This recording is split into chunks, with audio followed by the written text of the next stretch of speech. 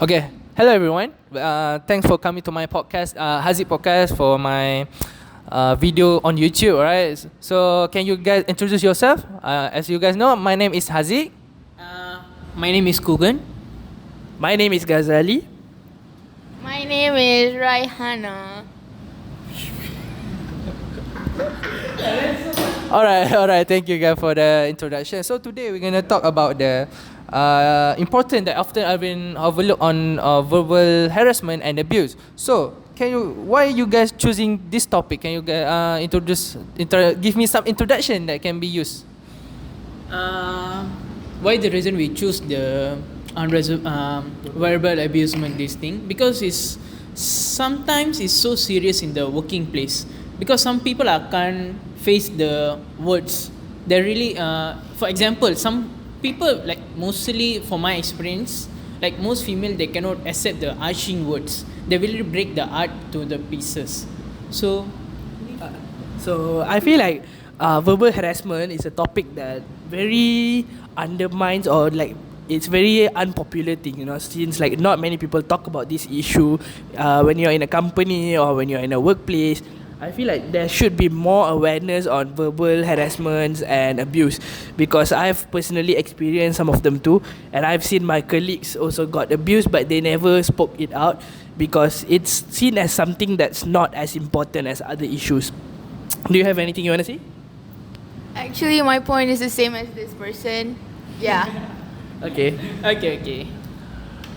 Alright, thank you for the answering that question. So for the next question, as we know that verbal have been happen a lot in our country, right? So can you guys give some of the cases that been happen in Malaysia just recently? So one of the verbal abuse cases that I've experienced, or what I have been seeing, is actually usually happen because of misunderstanding. It happens among staffs and other staff, or it happens between staff and other consumers and customers. Usually it starts off as misunderstanding, and then it goes into abuse, harassment words.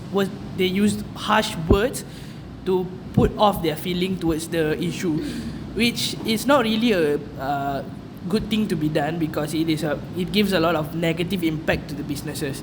Do you have anything you guys want to add on? I really agree with the Ghazali point. It's very true. By the way, it's very, very true. Because people they use the harsh word towards the people and hurt the feelings to satisfy their range. Alright. So for Rahana, you have any example you want to give? Yes, real experience. One time it happened at my workplace because of misunderstanding. Okay, hello. Sorry for the introduction. Distraction of what happened. So, we just go for the next question, alright? So, what is the consequences of this behavior on individual and the organization that be happen in Malaysia? What is the consequences they will Verbal abuse. I think consequences of verbal abuse is maybe like because verbal abuse is happening at the workplace, like maybe a lot of people will like want to quit and stuff like that. Yeah. Would you like to add on, guys? Yeah, sure. So like what Raihana said, yes, a lot of people would feel negatively impacted by verbal abuse, verbal harassment, but that's also gonna ruin your reputation as an employee. Okay, whenever this kind of issues happens or occurs in a business, your reputation as a staff and employee will be damaged. Yeah. Yeah, it's very true. So far, I see with my own eyes, I saw many of people are really faces the thing affected by the verbal abuses. Like for example, in my company, in my working place, so my manager is verbal abuse his own staff because of the misunderstanding of the work. But actually the worker is misunderstood, he doesn't know. So he verbal abuse so very hard until the guy he stopped the working and quit the job right on the spot. because he cannot expect the votes because it's so damaging his reputation among the other staffs. Alright, thank you for answering that. That was so harsh, right? Yeah. So we hope we can provide the good way in our organization to become more successful in the future, right? So for the next question, what exactly is the verbal harassment unethical from an ethical standpoint? So what meaning of the verbal abusing thing is, they just don't talk it comprehensing as a normal conversation. They bring using the harsh word, the bad words. The bad words also very very bad. Would you like to give an example? I don't want to say, but I can say like FUCK. I can say PUKAI, and so even some the big people using refer the girls SLUT. So basically this is I think really among the many of not only our worker place, most of the workers place the same thing is happening around the Malaysia. Not around the Malaysia, it's around the world. It's a major big problem. Alright, thank you for answering that. So Ghazali, right? We'll ask you a question, okay? So for the how do we prevent and reduce verbal harassment in workplace? I mean like when we work at, how we prevent that from happen, or we try to avoid from it to be happen?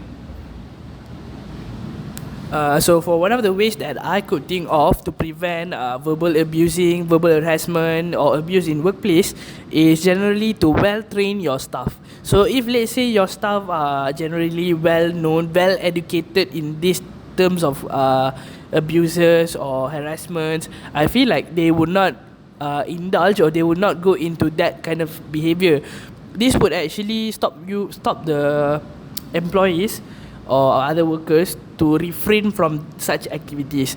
So other than educating them, you could also say punish them if such things happen, because every action in a company there should be consequences too. So I feel like if something around this issue happens, the superiors such as supervisor, managers should take immediate action and should not like see it as a small issue. I feel like they should prioritize these kind of things. Even though it is seen as a small issue, I feel like they should pay more attention to these kind of things to prevent verbal harassment and abuses. Do you want to say anything about this? Okay, that's my point of view. Alright, thank you, Mr. Ghazali. So that's all the question that I want to ask. So as we know, to wrap up, verbal harassment and abuse may not leave physical scars, but the emotional and psychological damage, like our mental health and something like that, right? So it might affect people that been in workplace or organization. So that's why we must recognize it and speak against it, right? So and build a workplace where respect and dignity come first. Alright. So that way, I hope we can build a great country in the future. So thank you very much for coming to our podcast, Mr. Ghazali, Mr. Gugu, and Miss Raihana. Alright. So thank you so much, and then see you guys next time. Bye.